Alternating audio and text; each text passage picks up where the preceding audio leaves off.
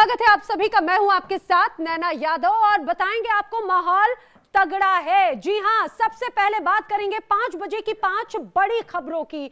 माहौल तगड़ा है में सबसे पहले बात पश्चिम बंगाल की होगी, जहां पर संदेश खाली में पीएम मोदी की हुंकार एक बार फिर से नजर आई। बात करेंगे कोलकाता को अनोखी सौगात की, उसके बाद में किसानों के दिल्ली कूच की खबर भी होगी और फिर करेंगे खुलासा बेंगलुरु ब्लास्ट में लश्कर मॉड्यूल का। आखिर में प्रयागराज का अनोखा रेस्टोरेंट भी हम आपको आगे दिखाएंगे।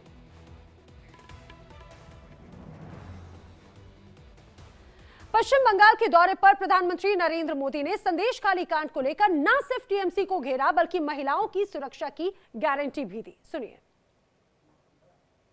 धरती पर टीएमसी के राज में नारी शक्ति पर अत्याचार का घोर पाप हुआ है। मां बोने देर संगे अत्याचार करे टीएमसी घोर पाप करे छे। संदेश खाली में जो कुछ भी हुआ उससे किसी का भी सिर शर्म से झुक जाएगा, लेकिन यहां की टीएमसी सरकार को आपके दुख से कोई फर्क नहीं पड़ता। साथियों, भारत की नारी शक्ति विकसित भारत की एक सशक्त स्तंभ है। भारत की नारी शक्ति की आर्थिक शक्ति बढ़े, इसके लिए बीते 10 वर्षों में बीजेपी सरकार ने लगातार काम किया है। जनधन योजना के तहत करोड़ों बहनों के बैंक खाते खोले हैं, जिनमें से करीब 3 करोड़ लाभार्थी बहनें अकेले हमारे पश्चिम बंगाल की है। मात्र 45 सेकंड में 520 मीटर की दूरी। जी हां, एटीओ सिस्टम से कंट्रोल। देश की पहली अंडर वाटर मेट्रो ट्रेन आखिर कैसी रहने वाली है, देखिए इस रिपोर्ट में।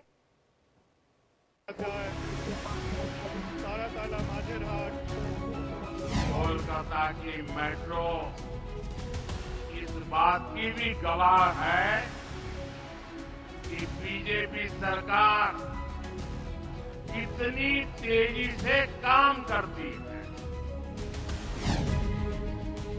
पश्चिम बंगाल की राजधानी कोलकाता में प्रधानमंत्री नरेंद्र मोदी ने देश के पहले अंडर वाटर मेट्रो सेक्शन का उद्घाटन किया। पानी के अंदर बनी ये मेट्रो सुरंग इंजीनियरिंग की एक शानदार उपलब्धि है, जो हुगली नदी के नीचे 16.6 किलोमीटर लंबी है। अंडर वाटर मेट्रो हुगली के पश्चिमी तट पर स्थित हावड़ा को पूर्वी तट पर सॉल्ट लेक शहर से जोड़ेगी। इसमें 6 स्टेशन होंगे, जिनमें से 6 अंडरग्राउंड है। पीएम मोदी के उद्घाटन किए जाने के बाद अब जनता अंडर वाटर मेट्रो का आनंद ले सकेगी। अब इसकी खासियत भी जान लीजिए। कोलकाता मेट्रो का हावड़ा मैदान एस्प्लेनेड सेक्शन बेहद ही खास है, क्योंकि इस सेक्शन में ट्रेन पानी के अंदर दौड़ेगी। हावड़ा मेट्रो स्टेशन भारत का सबसे गहरा स्टेशन भी है। हावड़ा मैदान एस्प्लेनेड सेक्शन हुगली नदी के बीच बना हुआ है। हावड़ा और सॉल्ट लेक शहर हुगली नदी के ईस्ट और वेस्ट तट पर स्थित है। अप्रैल 2023 में कोलकाता मेट्रो ने ट्रायल के तौर पर हुगली नदी के नीचे टनल के जरिए ट्रेन दौड़ाकर इतिहास रचा, जो भारत में पहली बार हुआ। यह सेक्शन 4.8 किलोमीटर लंबा है, जो कि हावड़ा मैदान को एस्प्लेनेड से जोड़ेगा। इस सेक्शन में ईस्ट वेस्ट मेट्रो कॉरिडोर के तहत हावड़ा मैदान IT hub salt lake sector V से कनेक्ट होगा। कोलकाता की मेट्रो इस बात की भी गवाह है कि बीजेपी सरकार कितनी तेजी से काम करती है। 2014 से पहले के 40 सालों में कोलकाता मेट्रो का सिर्फ 28 किलोमीटर रूट बना था। आपको आंकड़ा याद रहेगा, मैं जो कह रहा हूं याद रहेगा? जरा आप बताएंगे तो पता चलेगा, याद रहेगा? 40 साल में 28 किलोमीटर। अधिकारियों ने उम्मीद जताई है कि ये मेट्रो सिर्फ 45 सेकंड में होगली नदी के नीचे 520 मीटर की दूरी तय कर लेगी। एस्प्लेनेड और सियालदाह के बीच ईस्ट वेस्ट अलाइनमेंट का हिस्सा अभी भी निर्माणाधीन है। हालांकि सॉल्ट लेक सेक्टर वी से सियालदाह तक का हिस्सा पहले से ही उपयोग में है। मेट्रो ऑटोमेटिक ट्रेन ऑपरेशन यानी कि ATO सिस्टम से चलेगी। इसका मतलब यह है कि मेट्रो चालक के एक बटन दबाने के बाद ट्रेन अपने आप अगले स्टेशन पर पहुंचेगी। ईस्ट वेस्ट मेट्रो के कुल 16.6 किलोमीटर में से 10.8 किलोमीटर भूमिगत है, जिसमें हुगली नदी के नीचे सुरंग भी शामिल है। बाकी हिस्सा जमीन के ऊपर है। कोलकाता मेट्रो का टारगेट जून या जुलाई के आसपास सॉल्ट लेक सेक्टर वी और हावड़ा मैदान के बीच पूरे ईस्ट और वेस्ट रूट पर ऑफिशियल ऑपरेशन शुरू करने का है। अधिकारियों के मुताबिक अंडर वाटर मेट्रो में लोगों को 5G इंटरनेट की सुविधा भी मिलेगी। साथ ही ये भी कहा गया है कि टनल में पानी की एक बूंद भी प्रवेश नहीं कर सकती है।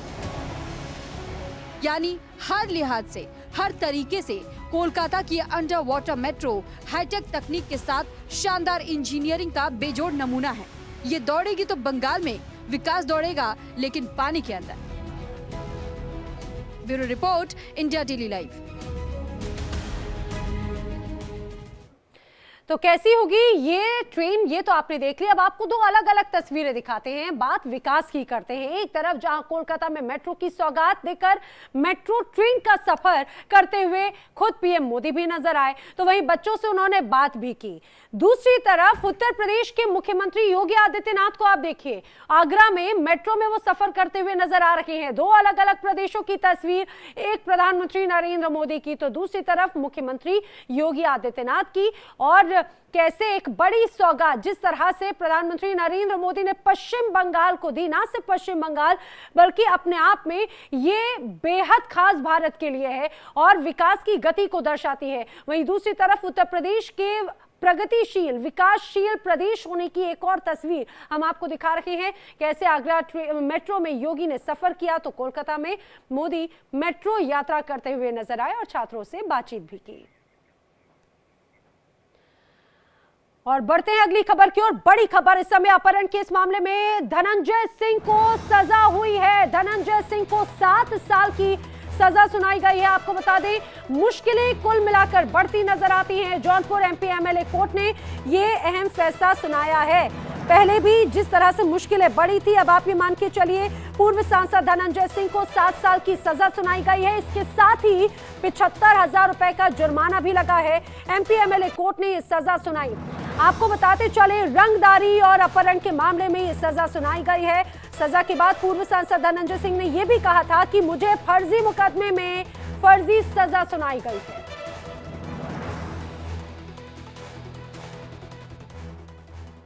MSP समेत कई मांगों को लेकर कई राज्यों के किसान एक बार फिर से दिल्ली कूच कर रहे हैं। किसान नेताओं का दावा है कि वो जंतर मंतर पर शांतिपूर्वक प्रदर्शन करेंगे। साथ ही उनका प्लान बी भी तैयार है। आखिर क्या है किसानों का ये प्लान बी, जानने के लिए रिपोर्ट देखिए।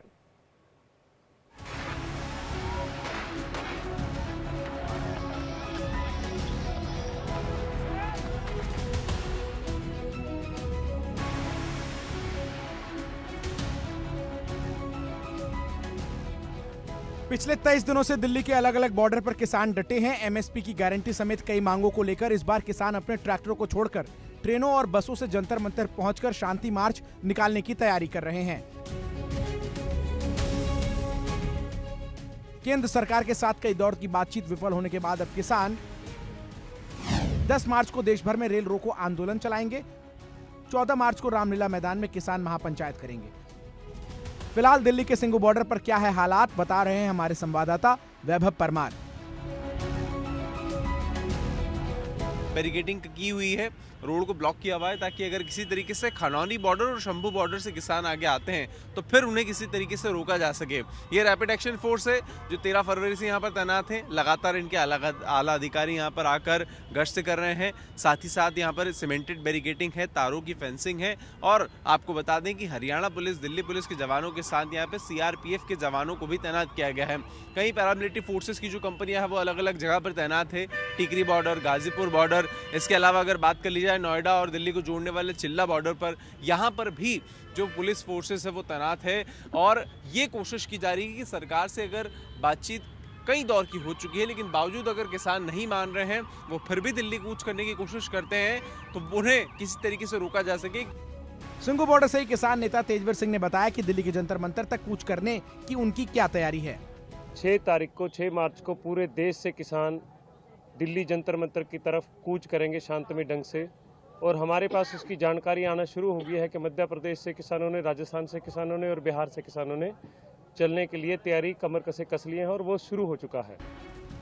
बयान के मुताबिक अपनी सभी मांगों को लेकर आंदोलनकारी किसान प्लान बी के तहत दिल्ली कूच करेंगे। किसान रेल यातायात, हवाई मार्ग, मेट्रो, साथ ही बस का इस्तेमाल कर राजधानी दिल्ली में एंट्री ले सकते हैं। ऐसे में दिल्ली और नोएडा को जोड़ने वाले चिल्ला बॉर्डर पर दिल्ली पुलिस अलर्ट मोड पर है। चिल्ला बॉर्डर पर भी भारी तादाद में पुलिस बल के साथ पैरामिलिट्री फोर्सेस के जवानों को भी तैनात किया गया है। किसान दरअसल राजधानी दिल्ली में प्लेन, ट्रेन, दिल्ली मेट्रो और बस से राजधानी दिल्ली में पहुंच सकते हैं। दरअसल किसानों का इरादा है कि वो दिल्ली के जंतर मंतर पर पहुंचे और वहां पर वो विरोध प्रदर्शन करें। ऐसे में जंतर मंतर के विरोध स्थल पर किसी भी तरह के प्रदर्शन की इजाज़त नहीं दी गई है। पूरी राजधानी दिल्ली में धारा 144 लागू है। साथ ही अगर हम बात करें तो बॉर्डर एरिया पर भी चौकसी बढ़ा दी गई है। आपको बता दें कि राजधानी दिल्ली के सभी सीमाओं पर धारा 144 लागू है। साथ ही किसानों के प्रदर्शन को देखते हुए दिल्ली पुलिस भी सतर्क हो गई है। फिलहाल दिल्ली के हर बॉर्डर पर जवानों का पहरा है, तो हर वो जगह जहां किसान एंट्री ले सकते हैं वहां पुलिस बलों की अतिरिक्त कंपनियां तैनात कर दी गई है। हालांकि किसानों ने शांतिपूर्वक मार्च करने का दावा किया है, लेकिन प्रशासन किसानों के दिल्ली कूच को लेकर कोई कोताही नहीं बरतना चाहता।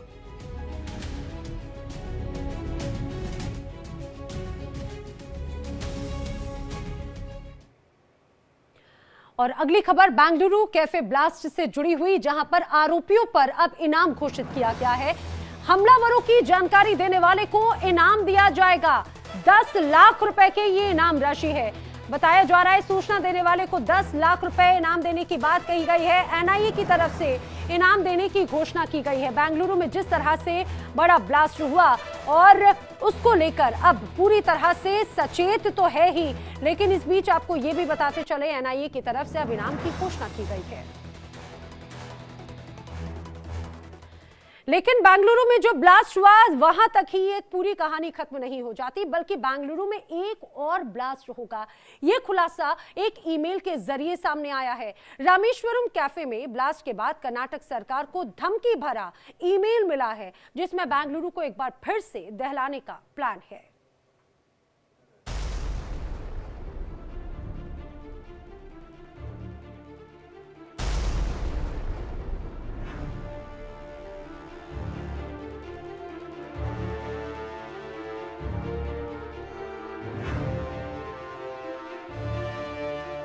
क्या बेंगलुरु फिर से दहलने वाला है? सनसनीखेज खुलासा तो यही हुआ है। दरअसल बेंगलुरु में ब्रुकफील्ड इलाके के रामेश्वरम कैफे में हाल ही में हुए ब्लास्ट के बाद कर्नाटक सरकार को बम की धमकी वाला एक ईमेल मिला है।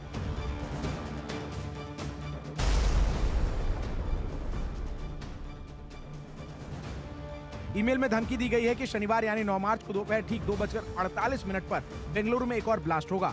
शाहिद खान नाम के एक व्यक्ति ने ईमेल भेजकर पुलिस महकमे में हड़कंप मचा दिया।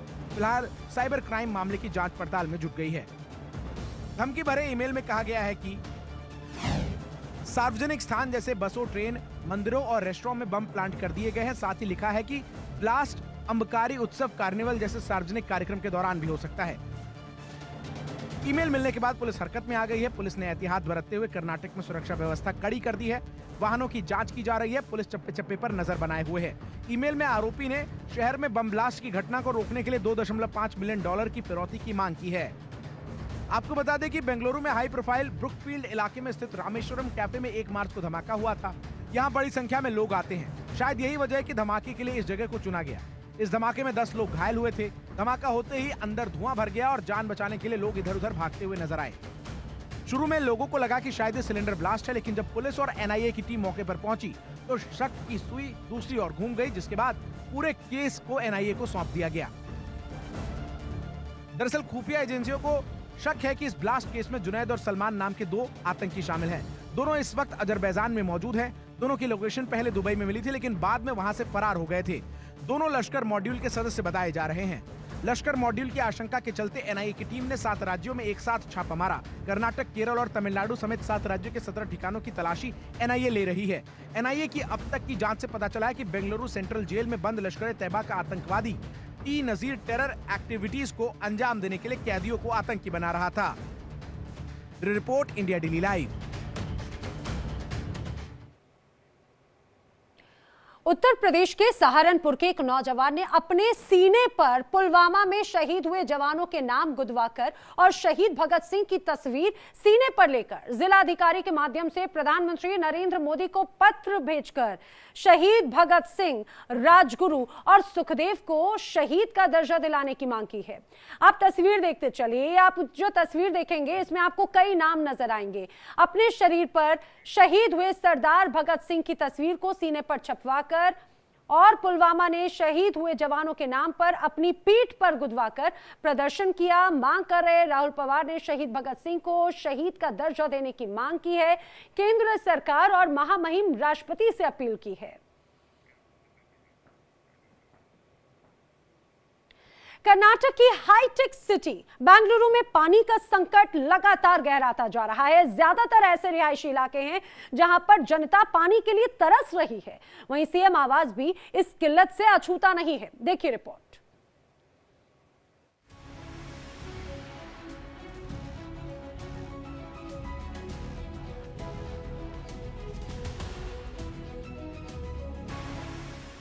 गर्मी आने में अभी वक्त है, लेकिन कर्नाटक में अभी से पानी की किल्लत शुरू हो चुकी है। हाईटेक सिटी बेंगलुरु में आलम ये है कि लोग पानी की बूंद बूंद को तरस रहे हैं। तमाम सोसाइटीज और रिहायशी इलाकों में जल संकट इतना बढ़ चुका है कि पानी की आपूर्ति के लिए टैंकर मंगाने पड़ रहे हैं, लेकिन टैंकर भी हर रोज नहीं आते, बल्कि एक दिन छोड़कर आते हैं, जिससे कि लोगों का जीना मुहाल हो चुका है।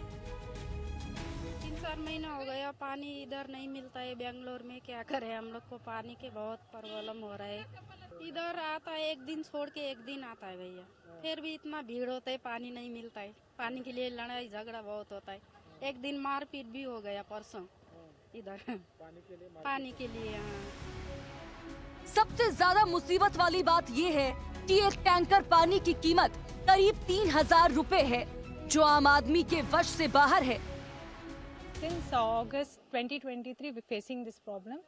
There's no water, and we've been complaining and raising the issue, but still it's not sorted out. And the water tankers are in huge demand. They're demanding at the rate of 3,000 every load, and it's very expensive. And for the common person, it's very difficult to survive.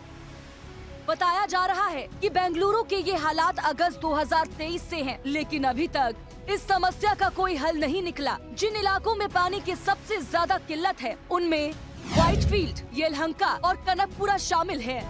पानी की इस किल्लत से मुख्यमंत्री आवास भी नहीं बच सका। मंगलवार को सीएम आवास में भी टैंकर्स की आवाजाही देखी गई। इससे साफ है कि जल संकट को लेकर कर्नाटक सरकार की तैयारियां नाकाफी हैं। तो वहीं सरकार ने पानी की किल्लत को बढ़ता देख लोगों पर जुर्माना लगाने की तैयारी कर दी है। जानकारी के मुताबिक बेंगलुरु में पानी की बर्बादी करने वाले को 5000 रुपए का जुर्माना देना होगा। बढ़ते जल संकट के बीच कर्नाटक के मुख्यमंत्री डीके शिव कुमार ने राज्य भर के जल टैंकर मालिकों को चेतावनी जारी की है कि यदि वे 7 मार्च की समय सीमा तक अधिकारियों के साथ रजिस्टर नहीं कराते हैं, तो उनके टैंकर जब्त कर लिए जाएंगे। इसके साथ ही सरकार ने टैंकर मालिकों से मनमाना शुल्क लेने पर पाबंदी लगाने का ऐलान किया है। Bureau report, India daily live. और आइए अब आपको एक वीडियो दिखाते हैं। ये वीडियो हरियाणा की 10वीं बोर्ड की परीक्षा का बताया जा रहा है। बताया जा रहा है कि ये वीडियो 5 मार्च को हरियाणा बोर्ड की फिजिकल एजुकेशन के एग्जाम के वक्त का है। देखिए जरा, पहले इस पूरे वीडियो को देखिए, समझिए कैसे खिड़कियों पर चढ़कर जान की परवाह किए बगैर नकल खुलेआम चल रही है।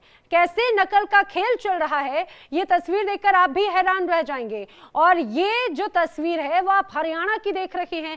आप समझिए कि आखिर किस तरह से 10वीं की बोर्ड की परीक्षा में खुल्लम खुल्ला नकल की जा रही है। यहाँ पर जो परीक्षार्थी हैं, उनके अभिभावक और जो नकल कराने वाला गैंग है वो भी किस तरह से सक्रिय है।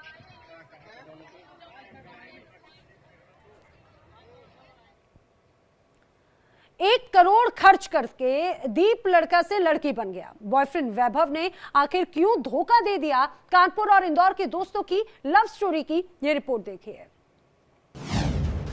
यूपी एमपी के लड़के प्यार के शोले भड़के।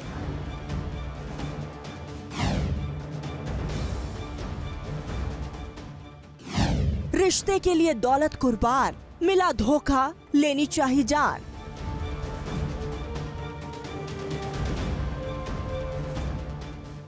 प्यार और धोखे की ये हैरत अंगेज कहानी आपको सुनाए उससे पहले जरा इन तस्वीरों पर नजर डाल लीजिए। अब जरा ये देखिए, एक शख्स कार पर पेट्रोल छिड़क रहा है।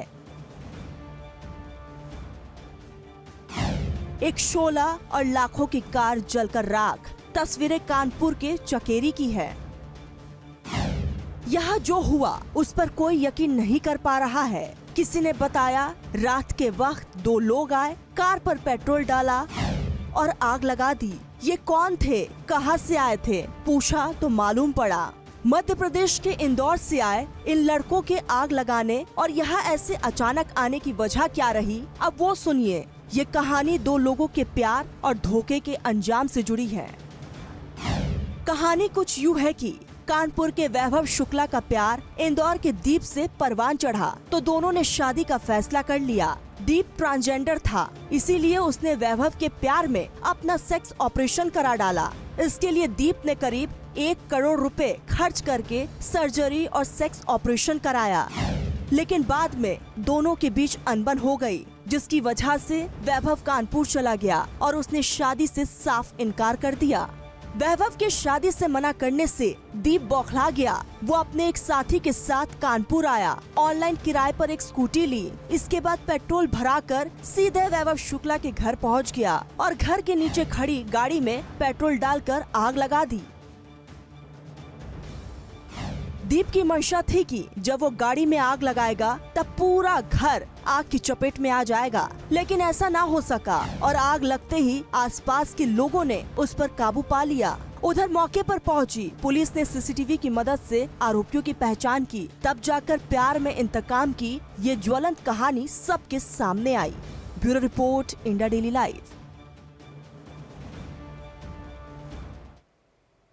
अब रोशनी से नहाया हुआ नजर आएगा गोवर्धन का कुसुम सरोवर। जी हाँ, उत्तर प्रदेश ब्रज तीर्थ विकास परिषद ने ये शानदार कार्य किया है। लगभग 50 लाख रुपए से कुसुम सरोवर का सौंदर्यीकरण किया गया। गोवर्धन में परिक्रमा मार्ग पर अब अगर आप जाएंगे तो वहां पर कुसुम सरोवर आपको एक अलग अंदाज में नजर आएगा। लाइट एंड साउंड शो आने वाले समय में श्रद्धालुओं के लिए आकर्षण का केंद्र होगा।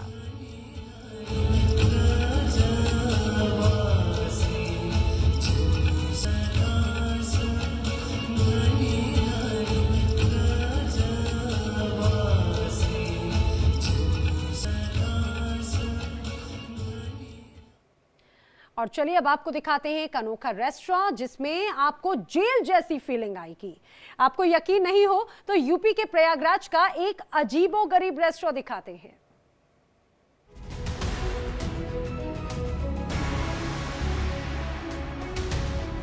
आपने रेस्टोरेंट तो बहुत देखे होंगे, लेकिन यूपी प्रयागराज में एक ऐसा रेस्टोरेंट है जो अपने आप में अजीब है। जी हाँ, आप अगर इस रेस्टोरेंट में आते हैं तो आपको जेल की तरह ही लगेगा और इसी जेल में बैठकर लीजिए खाने का मजा।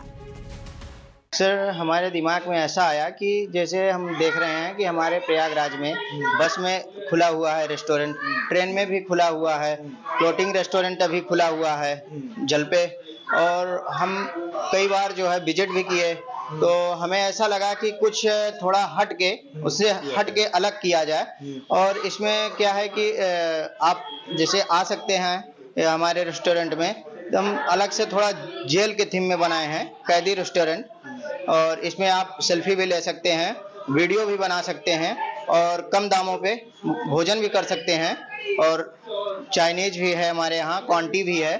आप स्पेशल क्या है? स्पेशल हमारे यहाँ थाली है। प्रयागराज में पहली बार अनोखा जेल जैसा रेस्टोरेंट बना है, जहां आपको जेल का पूरा लुक नजर आएगा। आप अपने परिवार और अपने मित्रों के साथ आकर यहां लजीज व्यंजनों का लुत्फ उठा सकते हैं।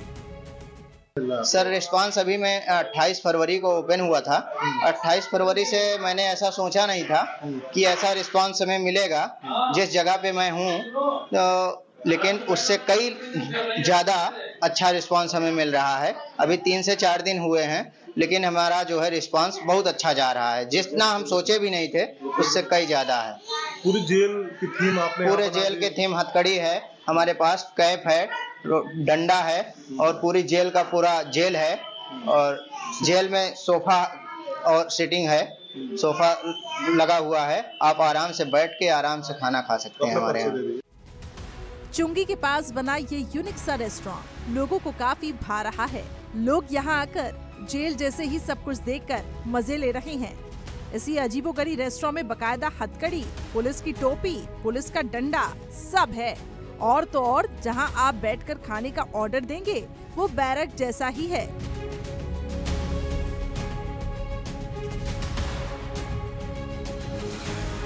दरअसल कुंभ मेले को लेकर प्रयागराज में तरह तरह के रेस्टोरेंट और टूरिस्ट स्पॉट बनाए जा रहे हैं, ताकि देश विदेशों से आने वाले लोगों को प्रयागराज में अजब गजब चीजों को देखने का मौका मिले और प्रयागराज का नाम देश विदेश में लोग जान सकें। Bureau report, India daily live. और इसी के साथ माहौल तगड़ा है में फिलहाल इतना ही, लेकिन देश विदेश की तमाम बड़ी खबरें आगे भी जारी है।